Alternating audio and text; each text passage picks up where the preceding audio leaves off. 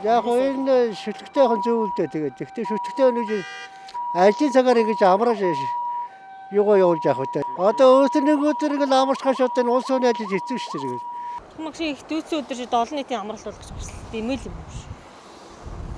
Тусдаа хувийн буйныг үлдээл байж байгаа зүгээр юм. Энэ бол буруу шүү дээ. Чи одоо зөндөөл амарлаа шүү дээ хүмүүс одоо жоохон ажлын хийгэлтэй юм чинь. Бурхан багшийн дүүцэн өдргээл баяр цэнгэрл наадаад явах хэрэгтэй юм шүү дээ. Шүтлэггүй болохоор мэдэхгүй шүү дээ. Энэ бол ерөн бол хэрэггүй шүү дээ.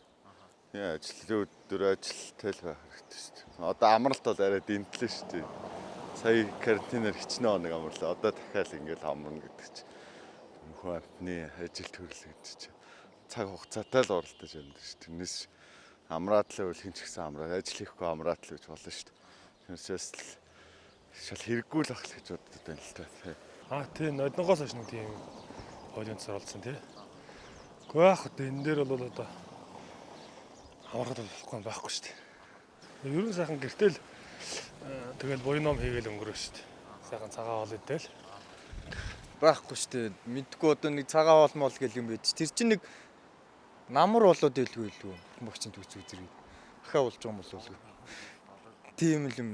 Тийм ер нь бол амралт бол хэрэггүй л гэж бодож шүү. Саяжингаал амарлаа шүү дээ. Одоо тэгээд хэцүү л шүү дээ.